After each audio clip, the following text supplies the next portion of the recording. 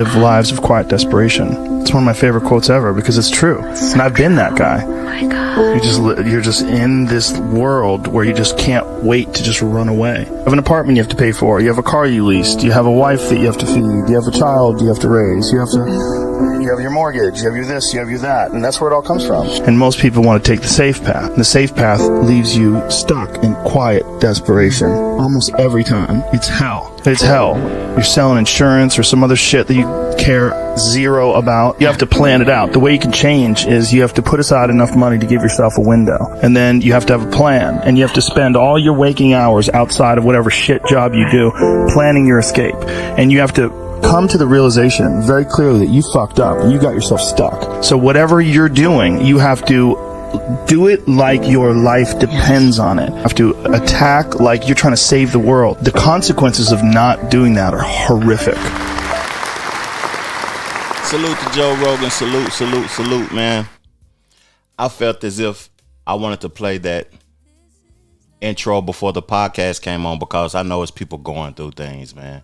I know it's a trying time with inflation financially. And so much is in America is just upside down. But with all the beef going on in hip hop, with all the uncertainty in the world today, I just wanted to tell people something that the people that I'm around on a daily basis hear me talk like this or hear me speak about this a lot. I say that violence is the language for the people who cannot articulate themselves. Now, what that means, though, is that when a person can't talk or he can't function in the world and in society, he reacts to violence. He reacts to lashing out, being bitter, being upset because he's not understanding what is going on, the situation that he's involved in, or her, or just life in general. And that's my thought process, because in my mind, like, I may go through things from time to time, but life is good. In my mind, life is good. I wouldn't want to harm myself. I wouldn't want to harm nobody. So I had to put myself in the thought process of why somebody is cool with hurting somebody else or seeing somebody else fail or seeing somebody else die. Like, we got people celebrating death nowadays. I played the clip on a couple of podcasts ago about Caitlyn Jenner. She was excited. She said that good riddance to O.J. Simpson's death. Good riddance. Like, people are celebrating death now instead of it. People used to respect death. Respect when somebody wasn't living anymore and not bashing them, because they have people that's still on this earth who love them. Children, family members, aunts, uncles, cousins, mother, father. They have people that loves that person no matter what they did. And it just was a respect level thing. And it seemed like we lack that nowadays. And we celebrate violence. We celebrate the person. Women, they want a tough guy. They want a hard guy. They want somebody that's always dangerous. What's the statement out in Los Angeles right now? Stay dangerous. You know, if you going through something right now, I'm going to close this out with this and we're going to start the show, because I got some things I want to chop it up with y'all about. But if you're going through something right now that you don't understand, pray about it. Shut your phone off for a moment, man. Remain in silence so you can hear. And start researching things that is causing you the problem so you can remove them out your life. So you can be able to articulate what that problem is, fix it, and you don't have to resort to violence. Let's get into this podcast, man. It's the Trevor Jackson Podcast. Thank y'all for tuning in. I appreciate y'all, man. Let's go.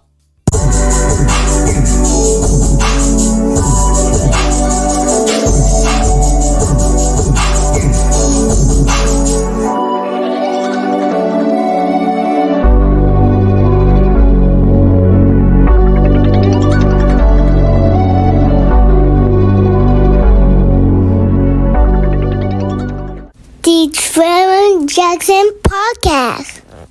Today I got a few topics. You know, this week was kind of slow, and I don't want to. I'm a different type of individual.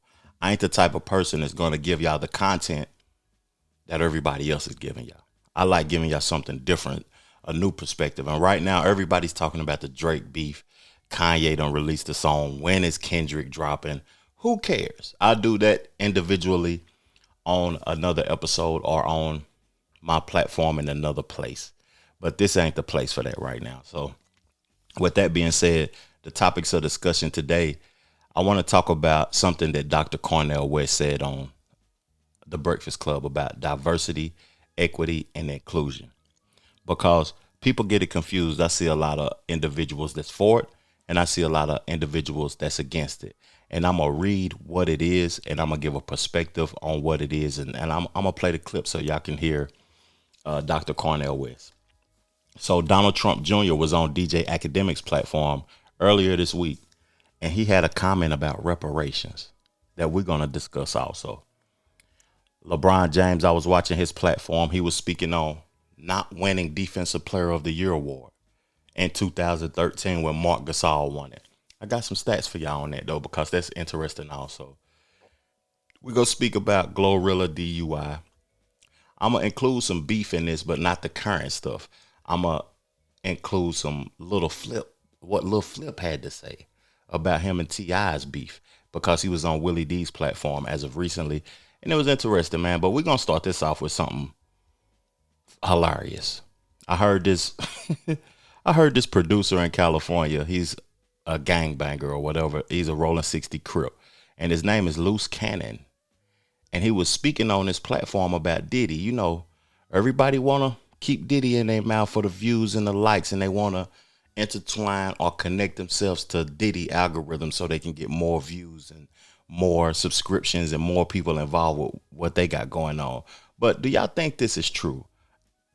Help me out in the comment section too. Do y'all think this is true, or do y'all think this is cap? Let's go.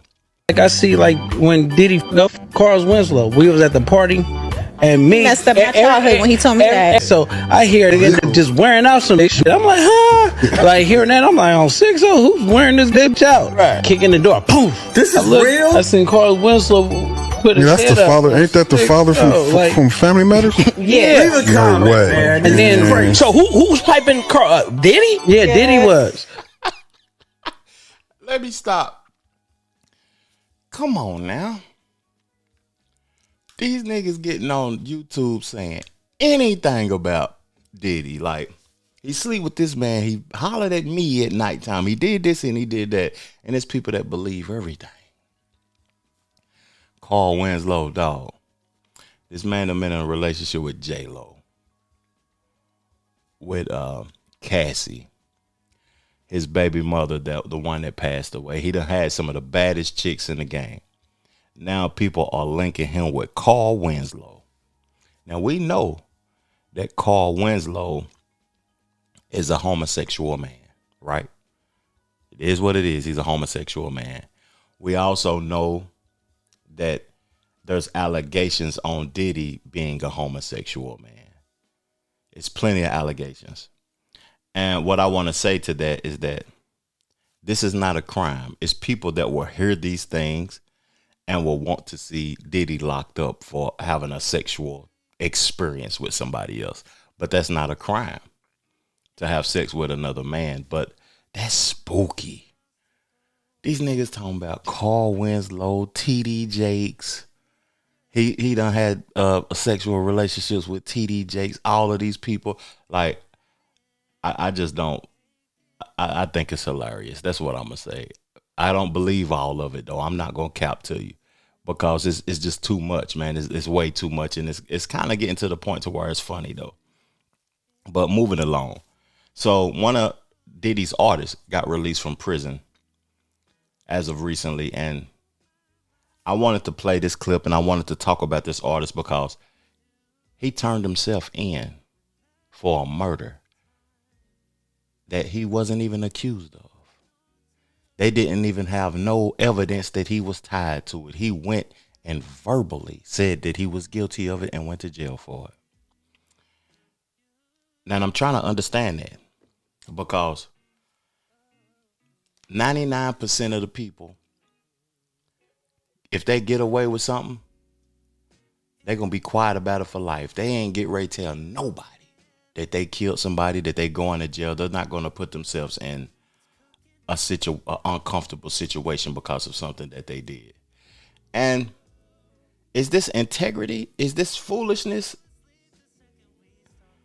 I'm going to tell y'all what I think about it after I let G-Dep speak. Can you go back to November 1993 and detail the incident that led you to go to prison? Well, for those that don't know, what I'm saying, what happened, I turned myself in 2010 for something that happened. I killed a man in in 1999, and it had, 1993, and When was it, nigga? When was it? so I was out at night, doing the wrong thing, you know what I'm saying? Young, just doing what I thought, I was doing, you know what I'm saying? Tried to, rob the guy, and, things went wrong. The guy got shot. I shot him. You know what I mean? And years went by, you know what I mean? I didn't know what had happened to the guy. And, after some years and some introspect, in order to, to restore balance to my life and, the life of someone, someone's family and things of that nature, I wanted to, just turn myself in and then see actually what happened, and I was, willing to, put myself on the line if, whether or not he passed on or not. I just, I needed to get that off of my mind.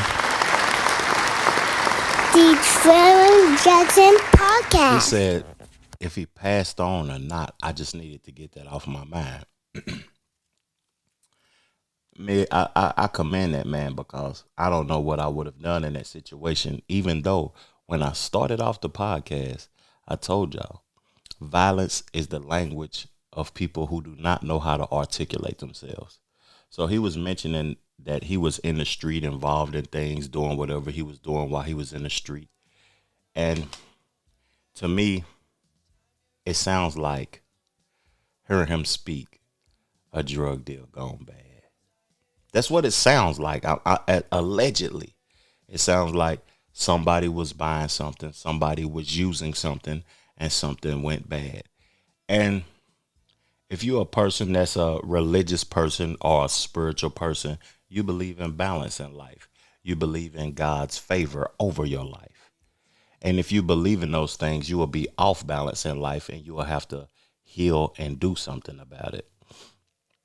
Now, listening to that situation and listening to that brother speak, that's something he was dealing with, a spiritual warfare. And he had to cleanse himself from that. And I salute that. How many people today is holding in secrets that's hindering you, that's holding back things that's keeping you from moving forward? Real spill, man. Just, to me, no matter whatever the consequences is, be a man, own up to it, and move forward. If you did something to somebody and you ain't told nobody, or you ain't apologized to the person, let it go and move forward. You got to let everything go and move forward. I love you. I love you. I'm sorry. I apologize. I got to hold myself accountable for my situations. Salute to G-Dep, though. But another bad boy artist. We on it today. We on it. He went viral. The lady, I forgot her name, she been talking about Puff shot her at the New York City club in 1999, and she still has the bullet fragments in her face. Now, when I think about this situation, she has already settled in court and got a bag. But that was state court. That was civil, and that was in the state. Now, ever since Homeland Security done raided Puff's house, a lot of people got stuff to say. Now, Shine, he did 10 years for something that he don't even know if he guilty of. He don't know if he shot the lady or not. Both of them were shooting. That's word on the street. Now, the fragments in her head is still there. So I didn't know that the feds could open the case back up. And this is a possibility. If they open that case back up, get those fragments out of her head, and be able to connect those fragments, how can they do that? Can they still do that 25 years later? Can they do that 25 years later? Somebody help me out in the comment section. Can they do that 25 years later? Take the fragments out of that lady's head and connect it to a gun and see which gun was shot, and tie that back to him, and he get time. Wounds. When you hear, the victim saying that it was Diddy that shot her, that is what is the most remarkable. Oh, you didn't see that? I saw it. Okay. And that was triggered by a lawsuit from a producer that produced on the Love album, who is making accusations, and in those accusations he says that the gentleman confessed to the shooting. And that is what stands out to me the most, because I've done my best to put it behind me and to move forward, but it certainly reopens the wounds that I've been saying this all along. Everyone knew all along that I was the fall guy, but my political enemies and detractors tried to make me into this criminal, but everyone knew that I was a young kid that took the fall. Everyone knew that was the story. I'm just saying that I maintained my innocence all this time. I said I was defending myself. I didn't get into who did what, but the victim is telling you who did what. And I understand that there are other witnesses. Is she accurate, sir? I'm not going to get into that, but it does open wounds, and certainly I am relieved that people are saying what the truth is, that I did not shoot those people. He said he's not going to get into that with the dude. Then he said, I'm happy that people are speaking on who did it. Now, I seen a lot of people in the comment section of that clip of Shine talking about where his accent go, because he used to sound like the Notorious Big. Man, Puff wanted him to sound like the Notorious Big. That whole song, when I listened to it, that Bad Boy song, what type of niggas that be banging the streets? Bad Boy. Shine wasn't even representing himself. He was representing the label that he was working for. And that accent is heavy. He hasn't been in the United States on a consistent basis for a while. Like when you remove yourself for, I've been gone. I moved from Tennessee almost 10 years ago. It's been 8 years. I still sound like that country boy from the sticks. But Shine was originally from Belize or wherever he's from. And he moved to the States for a while and he went back to Belize. You can get your accent back. That's his original accent, that New York style or whatever. He was trying to become that. Now, what I want to say about this clip that I just played is that wrong? Is that snitching? Is that payback? Or what is that he just did? Because I'm confused. Because he was just on stage performing his songs with Diddy multiple times. Diddy was giving millions of dollars to Belize, funding what he's doing. He's some sort of politician in Belize now, or he has some sort of role in politics in Belize. What is that though? Like, when I think about the music industry now, and I see all of these people dissing each other, going against each other, snitching on each other, that's not the type of environment that I would want my kid in, me in, even though I love to create music myself. It's just, I ain't for all that foolishness. I'll crash out behind my integrity. I'll crash all the way out. Let's play the other part of the clip. Maintain that I never shoot nobody, that there were other guns there. I always said that. That has not changed. and that is the testimony that came out. Fragments were never removed, so there was never any forensic testing to say who it was. But the victims are vindicating me. Witnesses are vindicating me. But I have moved on. I'm not trying to relive that. And so I am appreciative of whatever contributions Diddy has made to help the people of Belize. I wish him well, I pray for him, and I pray for the alleged victims. And if it is true, may justice be served. If it is not, it's a tragedy, because a global icon would have... You know, he said, I have moved on. What's crazy about him saying he moved on is that you were the person who harmed the victim. The victims hasn't moved on. She's still passionate when she talk about being shot in the face. And she said it was Diddy who shot her in the face, even though Shine is saying that the victims, they cleared a pathway for me. They let you know that I was innocent, that it wasn't me. And I appreciate that. That's basically what he's saying. But what caught my attention about that before I move forward and get off of this Diddy and bad boy stuff, because it's all over the internet, man, and I want to talk about something else.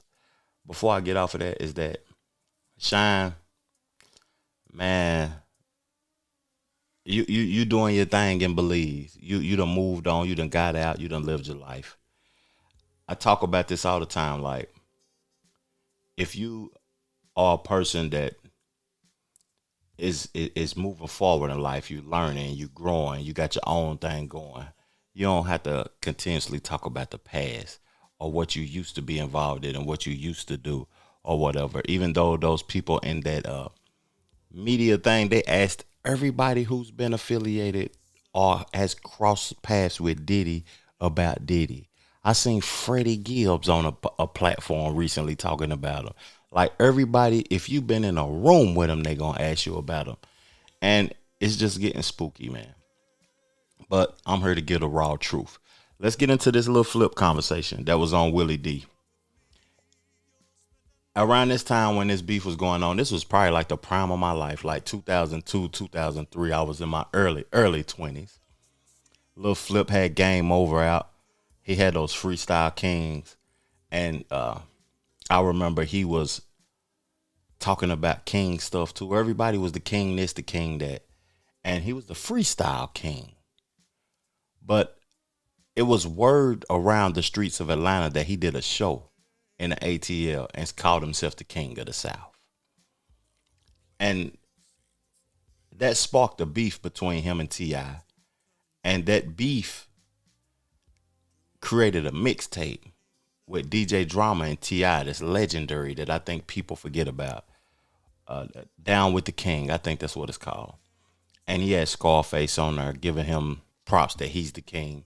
He had Bun B on there telling him he's the king, Trick Daddy and all of that.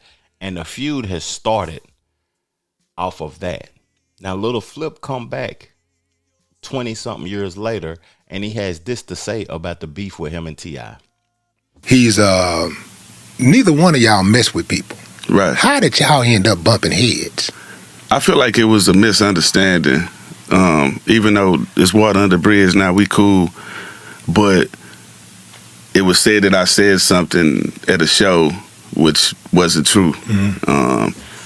And it just spiraled into unnecessary dumb shit, you know what I mean? And that's pretty much the gist of it, you know what I'm saying? Like, I'm one of them people, if I say something, I'm going to stand on it. Because like I told you, my grandpa military, so if you mess up, hey, just say you messed up. If you said something, you know, so I'm going to stand on whatever I say. But if I didn't say something, I'm not going to say I said it and I ain't say it. So yeah, it was just some really childish shit, you know, if you ask me. What'd you think about when Pimp C made that record where he addressed that, you know, the situation between... Oh, yeah, the knocking those down? The knocking those down. What do you think? I thought it was cool. Like, I was trying to absorb when I first heard it, but like, I thought it was cool. I mean, like, I feel like it was an OG, right? You know, putting the right message, like, hey man, come together and get the paper. But on my, hey, I salute that. I salute Pimp C on that too. And Lil Flip said that was cap. He didn't do that when he got on stage. He didn't say he was the king of the South, and that was just a misunderstanding. And his career took a hit from that. Now, the reason that conversation, I watched that whole interview on Willie D platform. Salute to Willie D too, man. Go subscribe to Willie D channel, man. I really don't normally promote people though, but Willie D 25,000 away from 1 million subscribers. Go subscribe to Willie D channel, man. He be having some dope content on there. He can get better with interviews or whatever though, but go subscribe to the brother channel. He has some interesting characters on there. And before I finish up with the Flip and T.I. beef, that beef in comparison to the beefs today, like all of this internet stuff has made beef weird. Drake dropping the artificial intelligence diss where he had Tupac and Snoop Dogg on the song. It was creative. It was really creative. It was using the things that are you're accessible of, that you can access. You know what I'm saying? That's creative, but it's just not authentic. It's making me like not interested in the beef like that no more. And the difference between those beefs and those eras and previous eras is that they was for real. I don't see Drake pulling up to Compton with his goons talking about where Kendrick at. T.I. actually went to Cloverland in Houston and was ready to rumble with Flip. That's a different type of beef. And I commend them boys, man. But I'm getting ready to play one of my records and take a pause into the podcast because we got multiple conversations left. And I want to promote my song that I released on my previous album. It was all a dream. I wouldn't change nothing. But I want to tell y'all something though. Late June, early July, I'll be in that studio, back in that studio, and y'all have another project for me. And man, link up with me, man. If y'all want to collaborate, if y'all want to meet me at the studio and have a dope vibe and a good time, man, let's talk about it and let's get into that studio, man. Real spill, let's go. If I had to do it all over again, I wouldn't change nothing. If I had to do it all over again, I wouldn't change nothing. If I had to do it all over again, I wouldn't change nothing. I had to get me something. I came up from nothing. If I had to do it all over again, I wouldn't change nothing. If I had to do it all over again, I wouldn't change nothing. If I had to do it all over again, I wouldn't change nothing. I had to get me something. I came up from nothing. I had to change my mental, upgrade my credentials. How a nigga came up, it wasn't accidental. Now monumental, more like legendary. A player never worry, bumping pop, Hail Mary, trapped off a Blackberry. And contrary to your belief, I made it at them streets, don't acknowledge beef, kept the play discreet. We too unique, on the winning streak. Spent a couple racks at the boutique. I wouldn't change nothing, I'm always me. Never took a plea, nigga, you a flea. I'm your OG's OG. He called me for inspiration, need a consultation, just make the payment for the conversation. If it's elevation or innovation, my expectation ain't limitation. You need a demonstration. My track record and reputation should be admiration. That's confirmation. I'm decoration for the trenches, off the benches, jump the fences, no penny pinching. We off the hinges, hit the shot. My team winning, the series clinching. You niggas finished, never timid. I've been a menace, no old dog, and every day is printed. Haters living 'cause my life changed. Should be happy, but you a real lame. If I had to do it all over again, I wouldn't change nothing. If I had to do it all over again, I wouldn't change nothing. If I had to do it all over again, I wouldn't change nothing. I had to get me something. I came up from nothing. If I had to do it all over again, I wouldn't change nothing.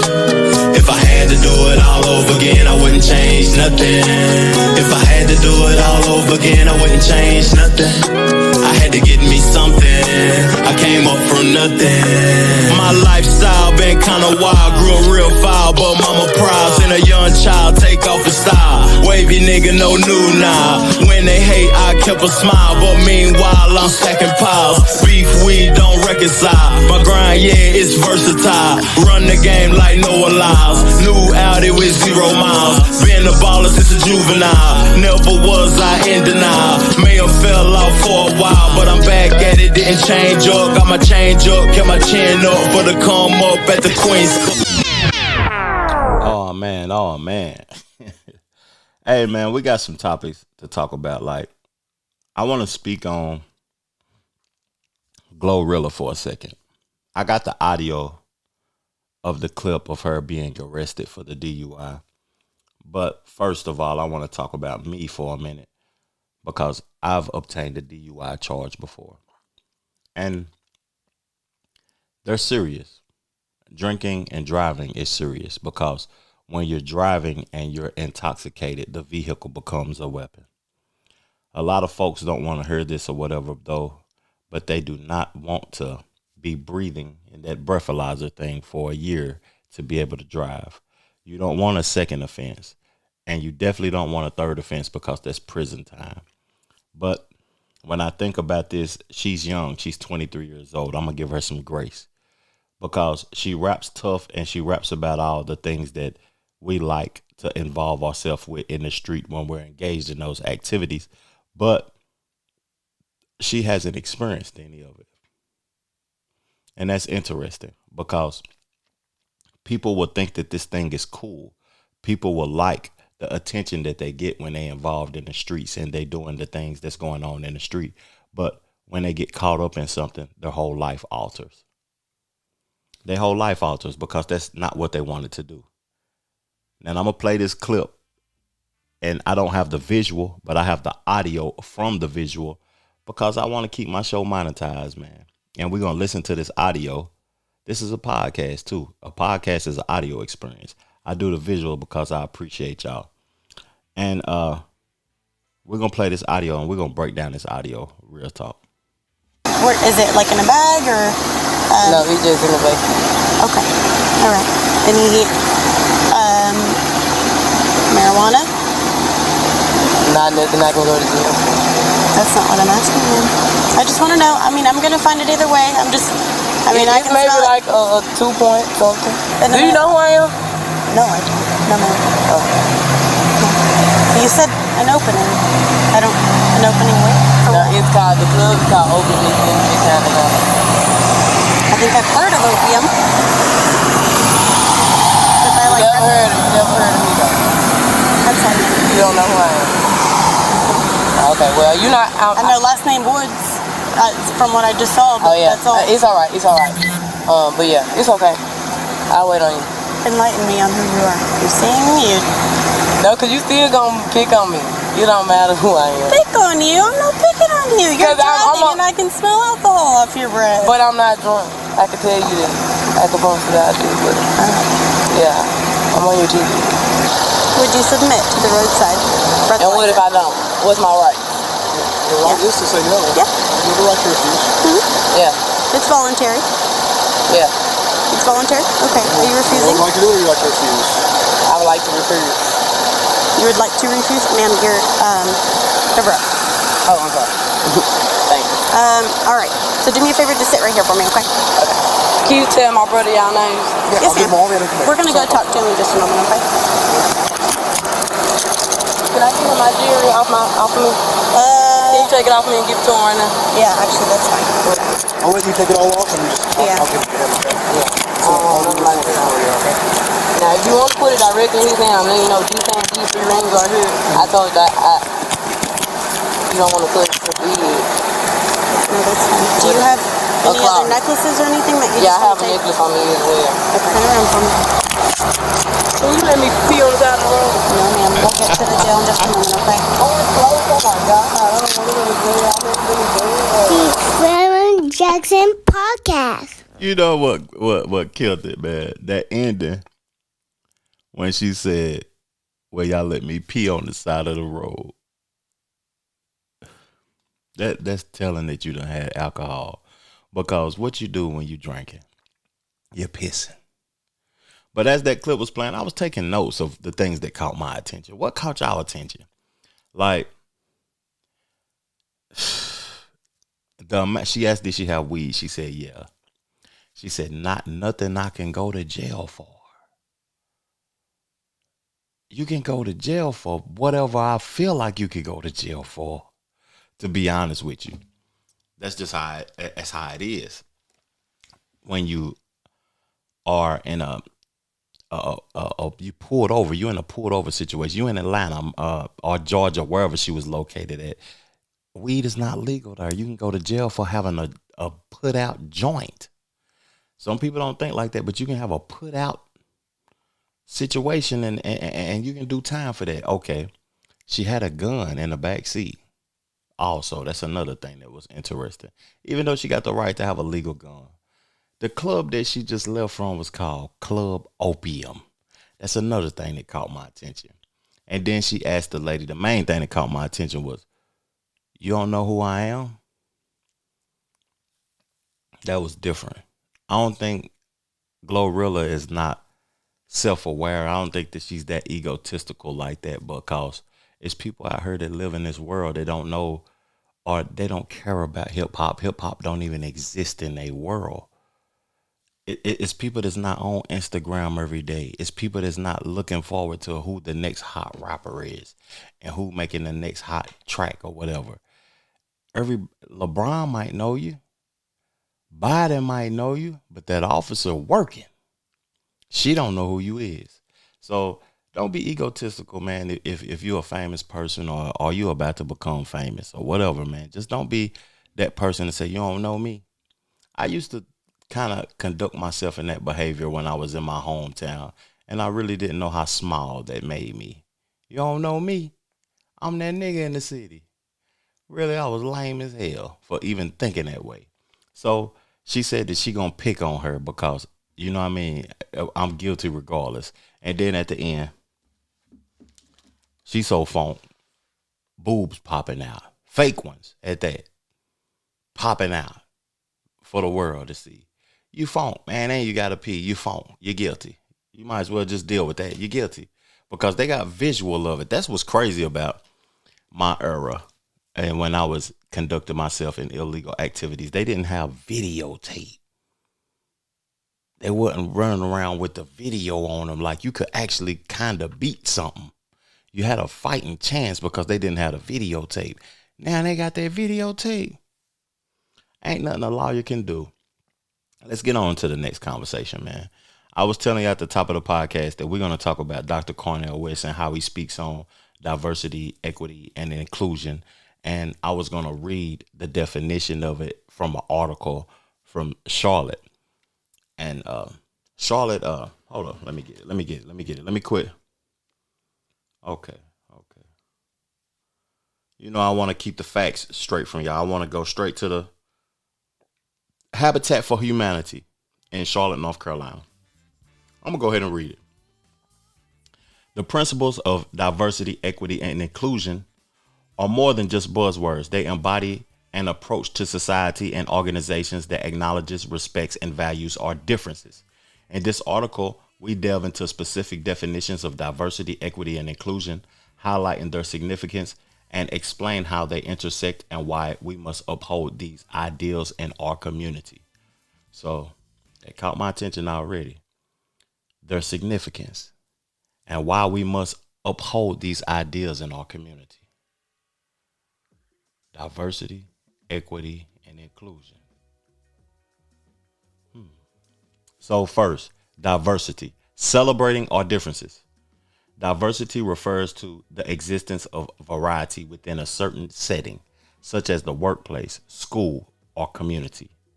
This can encompass a range of elements, including, but not limited to race, ethnicity, gender, age, religion, ability, and socioeconomic status.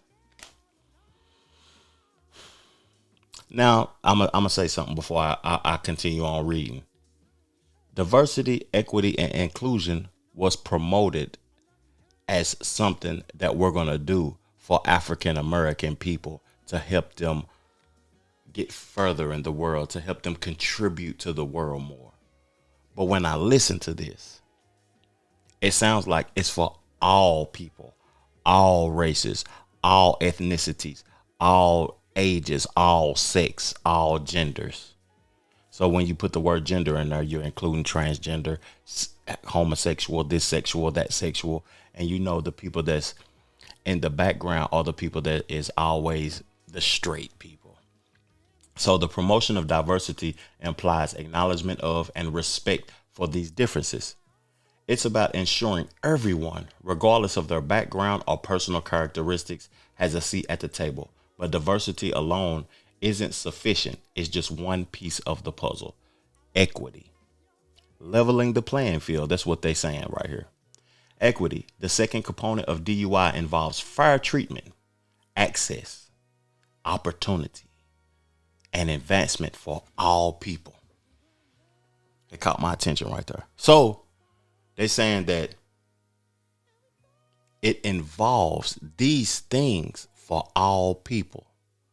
So basically, you're saying that these things was hindered from people for a certain amount of time.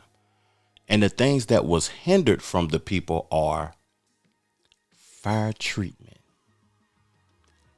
access, opportunity, and advancement. So you hindered me from fair treatment, access, opportunity, and the opportunity to advance. I couldn't advance because you wasn't allowing it. Equity goes beyond the notion of equity. Equity goes beyond the notion of equality, where everyone receives the same resources or opportunities. Instead, recognizes that due to systematic barriers, some people may need more support to have the same opportunity as others. For instance, equitable housing policies are integral to addressing disparities in home ownership rates. This approach is deeply embodied in the concept of affordable housing, as it strives to provide a fair chance for everyone to have a safe, affordable home. So damn, they saying that home ownership rates has been not equal for an amount of time. We have hindered y'all from owning homes, redlining. It's a plethora of things I just can't think of at the moment. It's cheat. Y'all been cheating people out of their properties. All type of things that the real estate terminology y'all been hindering people from, but now y'all saying that y'all going to give equal opportunity for everyone with diversity, equity, inclusion. When this thing was promoted, like I said at the top, that this was going to help the African American people. Let's get into the inclusion. Lastly, inclusion refers to creating environments in which individuals or groups can be and feel welcome, respected, supported, and valued. It's the act of making everyone feel that they belong. It's the act of making everyone feel that they belong. So, you saying that you have not been making people feel like they belong. I feel like I belong anywhere, personally. But y'all have contributed to the fact that y'all don't want us to feel like that we belong. Y'all want us to feel less than. Y'all want us to feel like we're not included. Y'all don't want us to have equity. Y'all want us to feel like we're included. Inclusion. I don't want to be included. Personally, I just want what's mine. At the end of the day, diversity is about having different voices in the room. Equity ensures these voices get a fair chance to speak, and inclusion makes sure these voices are heard, especially when it comes to making decisions that impact them. Inclusions foster a sense of belonging and empowers people to participate fully in their community and organization. How would you handle the DEI situation if you were president, Dr. Cornell? Well, one, I would never use the language DEI. What is diversity? No, we're talking about truth and justice. If you got a vicious legacy of white supremacy, you exclude black folk for over 100 and some years, and then you're going to say, well, we got a diversity program for y'all. No, we want truth. We want justice. It's reparations. And therefore, the language was wrong. The language was a deodorized, sanitized language that concealed the funk. Well, we come out of a funk master-oriented people. We want to get beneath this deodorized language. We want to ensure that black folk gain access to whatever opportunities they can, given the fact they've been excluded. So diversity and equity and inclusion became this strategy for those who had power and resources to think that somehow we were getting something that we hardly deserved. So already you got the wrong lens to which you're viewing things. But we had to go with it because we fighting, as my dear sister says, you put it so well yesterday, right? You fight for the crumbs, but you know they're still crumbs. And you know that in the end, we've got to make sure that those who benefit are not just the black middle class, the black bourgeoisie. We support them in becoming inclusive. Usually when they get in there, they sell out, but not always. Not always, but usually they do. You know, that's a human thing. Black folk ain't the only one doing that. But we got to always view the litmus test. And here I get biblical, 25th chapter of Matthew. What you do unto the least of these, you do unto me. The prisoners, the poor, the widow, the orphan. What's happening with Precious, Jamal, and Letitia on the block? That's the litmus test. No matter how much success we have, and it's a beautiful thing, if we lose sight of them, we have already violated our calling. What do you think, Melina? And I'll just add, you know, it was already said brilliantly, but I've been thinking also about it overnight. The inclusion part. I actually don't want to be included in a fundamentally oppressive system. Didn't I just say that? I don't want to be included in that, man, because I want my own. I want what's mine. I want you to give me what's mine. Now, I want to say something before I go. I think that black folks are owed reparations, but I think that if we can't unite, we'll never get reparations. So I want to say something. June the 15th, on Juneteenth, I would suggest everybody go to D.C. and go to the Rally for Reparations with Tariq Nasheed, man, and voice your opinion. Voice yourself. Create content from it. Speak. Have a positive energy. Know what you want. Know what you want to do. And let's continue to move forward, man. Let's continue to evolve. Let's continue to educate ourselves on these type of topics, diversity, equity, and inclusion. And let's continue to look out for one another and each other as black people at the end of the day, as a whole. I got one more topic and I'm gone, y'all. I appreciate y'all. This topic is a sports topic. I got two sports topics, but I don't think I'm gonna have the time to talk about both of them. And this sports topic is LeBron James speaks on not winning the Defensive Player of the Year award in 2013. Now, what I got to say, those years at the Heat with LeBron James, boy, them was some great years because that boy was running them blocks down. He was beating people shit. But Defensive Player of the Year, I don't know who he was shutting down. Like, when he lost to Dallas at the Heat, he got outscored by Jason Terry, dog, in that series. He was balling, but Defensive Player of the Year is different. Now, those years when Jordan and Mike won the Defensive Player of the Year, anybody who on the court, they wasn't scoring over 20, 25 points playing against Mike. He was balling.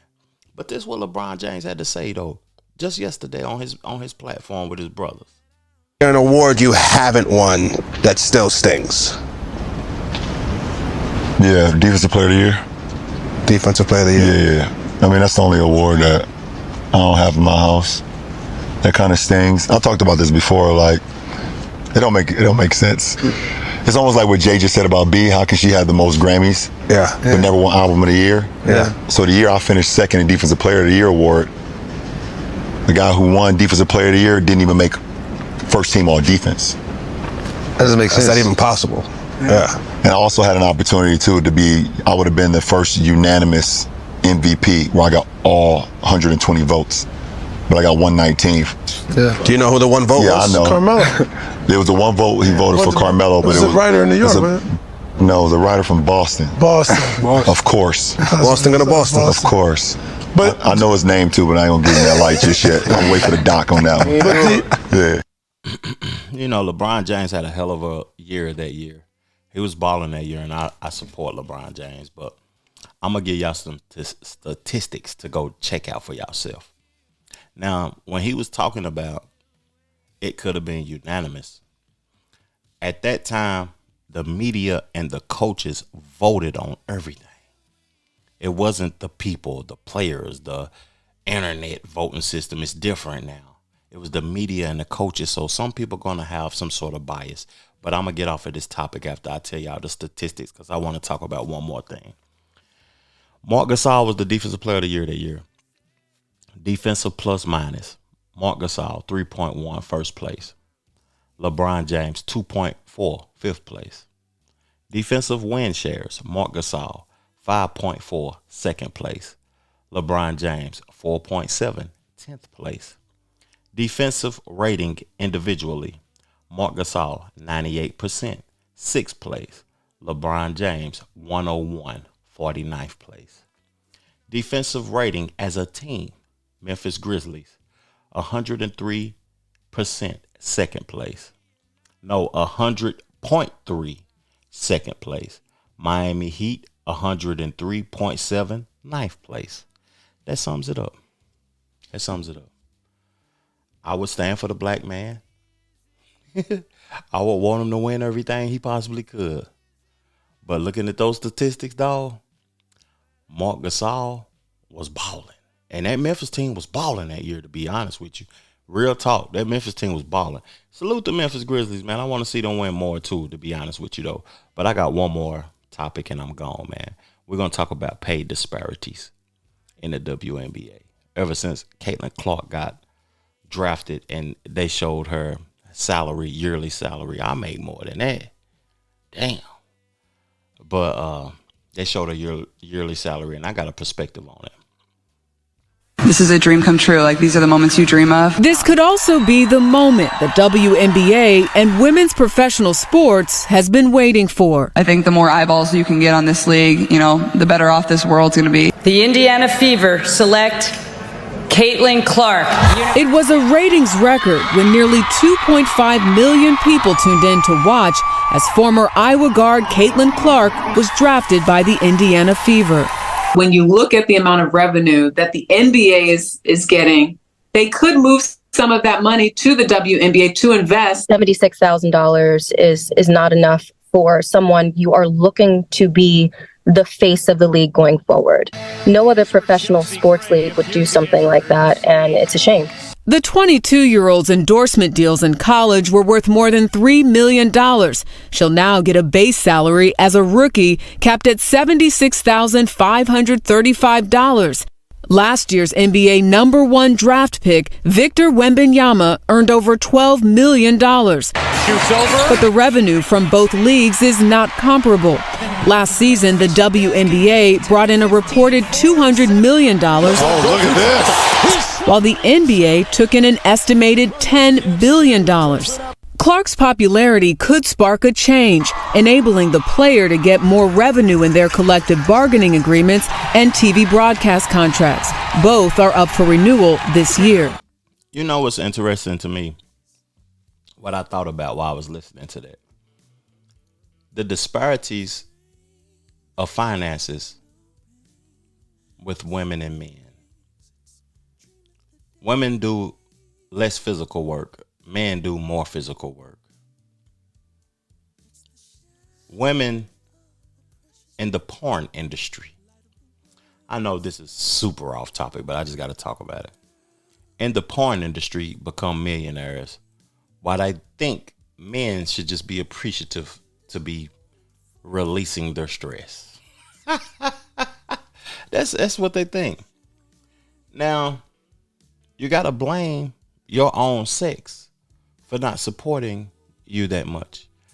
Caitlin Clark is a different breed. She's a different thing when it comes to basketball.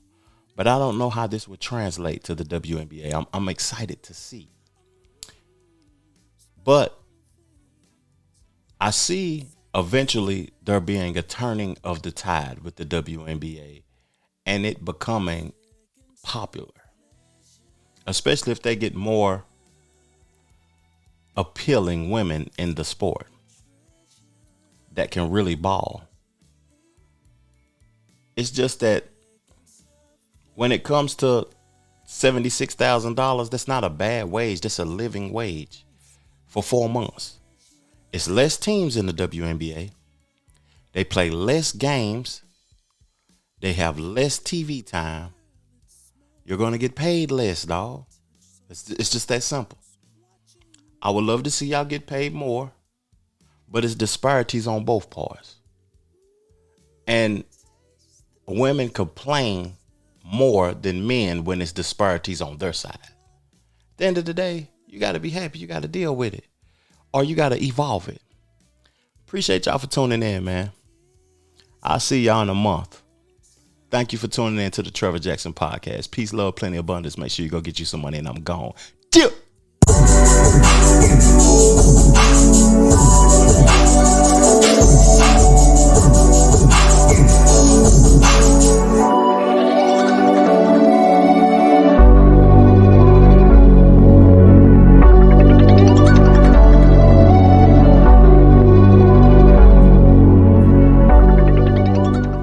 The Trevor Jackson